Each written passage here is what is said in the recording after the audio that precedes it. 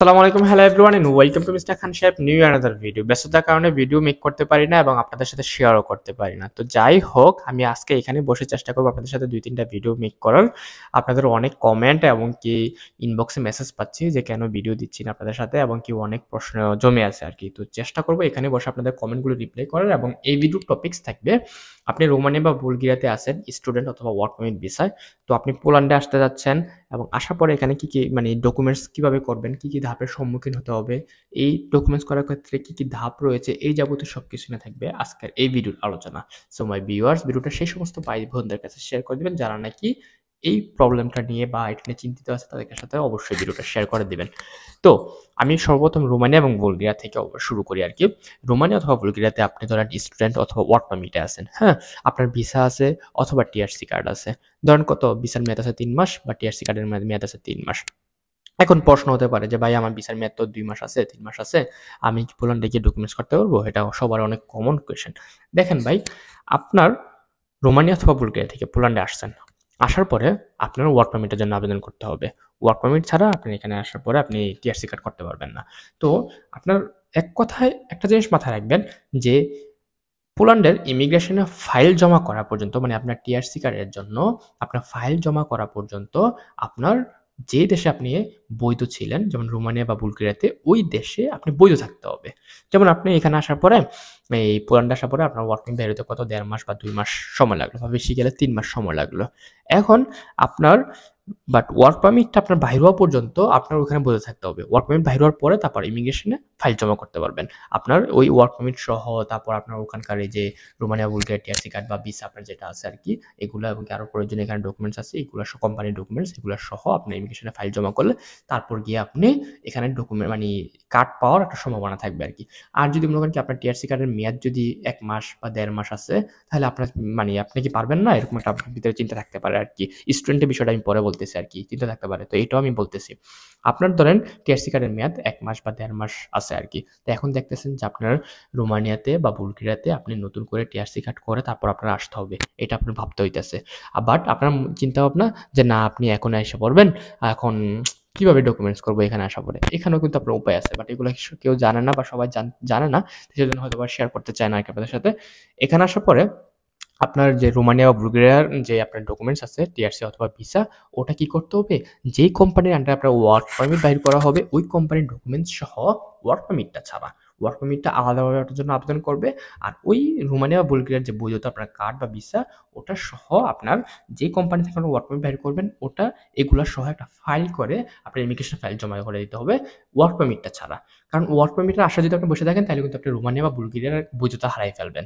তো সেই জন্য আপনি রোমানিয়া বা বুলগেরিয়ার বৈধতা থাকা অবস্থায় আপনি পোল্যান্ডে আসার পরে আপনি ওই যে কোম্পানি থেকে আপনি কাজ করবেন ওই কোম্পানির ডকুমেন্ট সহ ওইখানকার বৈধতা কার্ড বা ভিসা, এটা মানে আপনার ইয়াতে ইমিগ্রেশন ফাইল জমা করে দিতে হবে আপনার নামে, শেষ।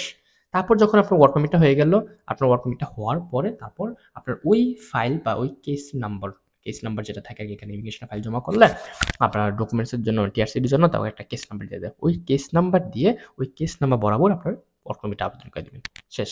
তারপর আসার পরে তারপর এখানে আসার এই ধাপটা গেল আর কি। এবার স্টুডেন্টদের কাছে যাই আমি। স্টুডেন্ট ধাপের পরে তারপরে কিন্তু ওইটার পরে আবার ধাপ আরো আছে যে আপনি কিভাবে একদম শেষ পর্যন্ত আর কি কার্ড পাওয়া পর্যন্ত আমি ধাপগুলো আপনাদের সাথে শেয়ার করব। তারপর স্টুডেন্টরা যারা আছেন, স্টুডেন্ট ভাইরা অনেকে চিন্তা করেন যে আমি এখন রোমানিয়া বা বুলগেরিয়াতে আছি, এখন আমি স্টুডেন্টে আছি, এখন আমি কি পোল্যান্ডে কি ডকুমেন্টস করতে পারবো এই স্টুডেন্টে থাকা অবস্থায়? অনেকের প্রশ্ন এটা, অনেকে জানতে চাইছেন। এখন কথা হচ্ছে আপনি আপনার পোল্যান্ডে, রোমানিয়া এবং বুলগেরিয়ার যে টিআরসি কার্ড, ওটার মধ্যে আপনি যদি স্টুডেন্ট ভিসা হয়ে থাকেন তাহলে অবশ্যই কিন্তু আপনার কিন্তু কি কার্ডের মধ্যে স্টুডেন্ট লেখাটা থাকবে। এখন আপনি ধরেন পোল্যান্ডে চলে আসছেন, আসার পরে আপনি কিন্তু মনে করেন কি স্টুডেন্ট থেকে স্টুডেন্টে এখানে আসা পর্যন্ত কি ট্রান্সফার করতে পারবেন না। আপনি কি করতে হবে, এখানে আবার কোনো একটা ইউনিভার্সিটি বা কোথাও ভর্তি হতে হবে। হ্যাঁ, হওয়ার পরে তারপর এখান থেকে আপনি চাইলে নিতে পারবেন, এই কাট করতে পারবেন। কিন্তু আপনার রোমানিয়াতে বা বুলগেরিয়াতে আপনার কিন্তু কি বৈধতা থাকতে হবে। এক কথায় মানে এখানে আসার পর আপনি স্টুডেন্ট হন বা ওয়ার্ক পারমিট হন, আপনার রোমানিয়া বুলগেরিয়া ইমিগ্রেশন ফাইল জমা করা পর্যন্ত আপনার ওখানে বৈধতা থাকতে হবে। বৈধতা যদি হারাই ফেলেন তাহলে কিন্তু আপনার শেষ। তো এখন স্টুডেন্টরা কি ওয়ার্ক পারমিটে আবেদন করতে পারবে না, বা ওয়ার্ক পারমিটে কি কাজ করতে পারবে না, ওয়ার্ক পারমিটে কি টিআরসি করতে পারবে না? এটা আপনাদের প্রশ্ন থাকতে পারে। এখন আপনি পোল্যান্ডে আসছেন, আসার পরে আপনার ওয়ার্ক পারমিটটা হবে, ওয়ার্ক পারমিট হইল, হওয়ার পরে আপনার ইমিগ্রেশনে ফাইল জমা করা পর্যন্ত আপনার অনেকের টিআরসির মধ্যে স্টুডেন্ট আমি জানি না এটা রোমানিয়া বুলগেরিয়ার ভাইরা যারা আছেন আমাকে একটু জানাবেন প্লিজ। মানে টিআরসির মধ্যে কি যারা স্টুডেন্ট আছেন এরকম কি হয় যে টিআরসির মধ্যে স্টুডেন্ট লেখাটা থাকে না?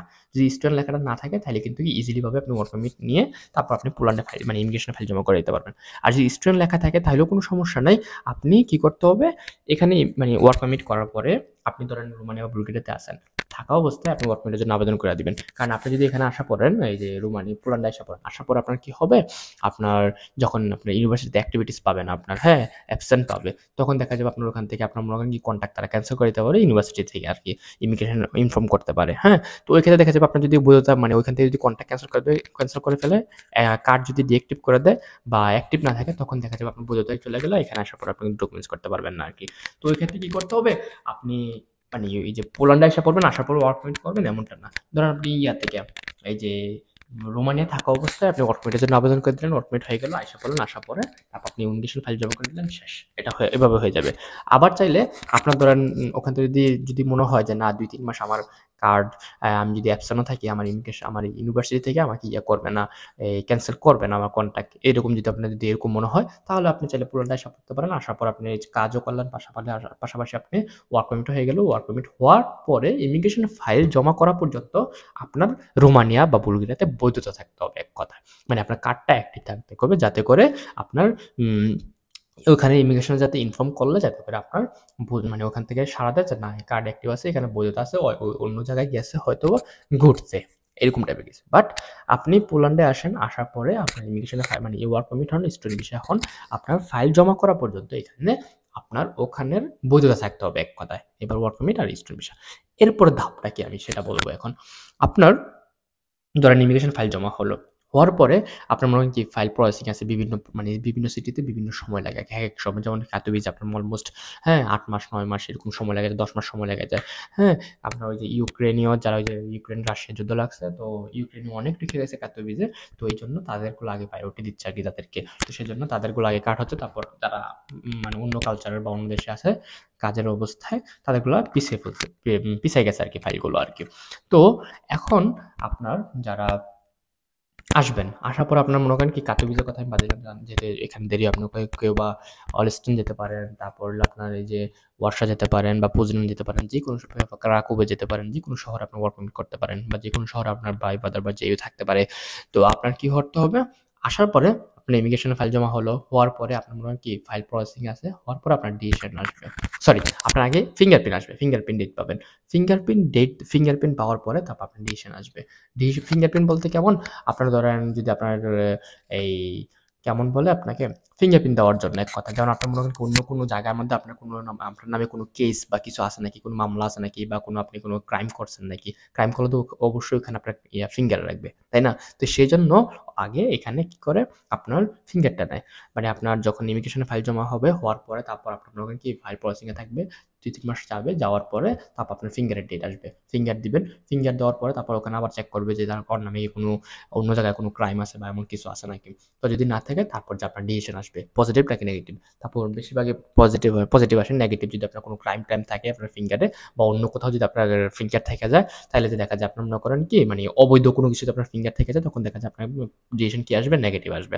আর যদি কোথাও আপনি ক্রাইম না করেন, কোথাও কিছু না করেন, পজিটিভ সব জায়গায় আপনি পজিটিভ থাকেন, তাহলে আপনার মনে করেন কি ডিসিশন পজিটিভ আসবে। ডিসিশন পজিটিভ আসছে, তারপরে যে আপনার কি করতে হবে? কার্ডের জন্য আবেদন করতে হবে আরকি। তারপর আপনার কার্ড এই ডিসিশন পাইছেন, ডিসিশন পাওয়ার ১ মাস পরে আপনার কি কার্ডের জন্য আবেদন করলে কার্ড পেয়ে যেতেছেন আরকি। তো টোটালি আপনার অন্যান্য সিটি মানে কাতোভিজ ছাড়া অন্যান্য যে সিটিগুলো আছে ওই সিটিগুলো মোটামুটি ৫-৬ মাস ৭ মাসের মধ্যে আপনার ডকুমেন্টস হয়ে যেতেছে। আর কাতোভিজ আপনার ৫-৬ মাসের মধ্যে হয়ে যেতেছে। আর কাতোভিজ কি হয় আপনার অলমোস্ট আপনার ১ বছর লেগে যায় আরকি। ৮ মাস, ৯ মাস, ১০ মাস। আবার কেউ ইমার্জেন্সি দেখায়, তারপর আপনার ডকুমেন্টস হয়ে যায় আরকি। এভাবে ১ বছরের মতো সময় লাগে যায় অলমোস্ট। তো এই ছিল আমার কাছে আপনাদের সাথে মানে এই বিষয়গুলো মনে হলো যে আপনাদের সাথে এই বিষয়গুলো শেয়ার করলে হয়তোবা আপনাদের উপকার হবে, এবং কি যারা আমাকে ইনবক্সে এই বিষয়টা নিয়ে কথা বলার মানে জানতে চাইছিলেন, আমাকে অবশ্যই কমেন্টের মাধ্যমে জানিয়ে দিবেন যে হ্যাঁ, আপনাদের সঠিক বা কিছু মানে অ্যান্সার আপনারা এই ভিডিওর মাধ্যমে পাইছেন, এবং কি ভিডিওটা আপনারা শেয়ার করে দিবেন। আর হ্যাঁ, যারা এতটুকু পর্যন্ত ভিডিওটা দেখতেছেন অবশ্যই আমাকে কমেন্টের মাধ্যমে জানিয়ে দিবেন। পরবর্তীতে আপনার কি ধরনের ভিডিও প্রয়োজন আমাকে অবশ্যই জানিয়ে দিবেন। আমি চেষ্টা করব আপনাদের সাথে শেয়ার করার। আর হ্যাঁ, আমি আরেকটা বিষয় হলো আমার ফেসবুক পেজ মিস্টার খান সাহেব, ওটা ফলো করে দিবেন ফেসবুকে গিয়ে। ওখানে আমি একটা চেষ্টা করব আপনাদের সাথে লাইভ শেয়ার করার জন্য, যারা নাকি যে রোমানিয়া, বুলগেরিয়া থেকে অলরেডি এই দেশগুলোতে মুভ করে ফেলছে, মানে ইউরোপের অন্যান্য দেশগুলোতে মুভ করে ফেলছে, আইসা পড়ছে। তো আসার পরে এখন বর্তমানে কি অবস্থা আছে, বা আসতে কি কোনো ঝামেলা হইছে, বা অনেকে আসছে কি হচ্ছে, ঘুরছে, ঘুরে আবার চলে গেছে আর কি। তো আসা যাওয়ায় কোনো ঝামেলা বা এমন কিছু হয়েছিল নাকি, তাদের এক্সপিরিয়েন্সটা আমি জানার আপনাদের সাথে শেয়ার করার চেষ্টা করব। তো ফেসবুক পেজটা মিস্টার খান সাহেবটা আমাকে ফলো করে দিবেন ফেসবুকে গিয়ে। তারপর ওখান থেকে আমি অবশ্যই আপনার লাইভে একদিন ইনশাল্লাহ আপনাদের সাথে শেয়ার করার চেষ্টা করব। আমি সময় পাই না, সময় পেলে আপনাদের সাথে আরো আগে আমি এই বিষয়টা শেয়ার করতাম আর কি। আর হ্যাঁ, পোল্যান্ডে আপনারা কেবাব শপের মধ্যে এই কাজের মানে কাজ কেমন হয়ে থাকে, কাজ কিভাবে করে, কেবাব শপে কি ধরনের কাজ হয়ে থাকে, তবে এই টু জেড আমি চেষ্টা করবো আপনাদের সাথে ভিডিওর মাধ্যমে শেয়ার করার। আপনারা অবশ্যই কমেন্ট জানিয়ে দিবেন যে আপনাদের চাহিদা আছে নাকি এই টপিক্সের উপর। আমি চেষ্টা করবো আপনাদের সাথে এই বিষয়টা, কেবাব শপে যেহেতু মানে আমরা অন্তর্ভুক্ত বাংলাদেশি বেশিরভাগই, তো চেষ্টা করবো মানে এই সেক্টরে মানে শিক্ষণীয় আর কি, শিক্ষণীয় মানে 10টা পার্টের মতো আমি ভিডিও শেয়ার করার আপনাদের সাথে। তো আমি কি মানে শেয়ার করবো নাকি বানাবো না, এটা নিয়ে আমি কনফিউজে আছি আর কি। তো আমাকে একটু আপনাদের চাহিদাটা আমাকে একটু কমেন্টের মাধ্যমে জানিয়ে দেবেন। সো মাই ভিউয়ার্স, ভিডিওটা অনেক বড় হয়ে গেছে, ভিডিওটা অবশ্যই আপনারা শেয়ার করে দিবেন। আর হ্যাঁ, দেখা হচ্ছে পরবর্তীকালে ভিডিওতে। আল্লাহ হাফেজ।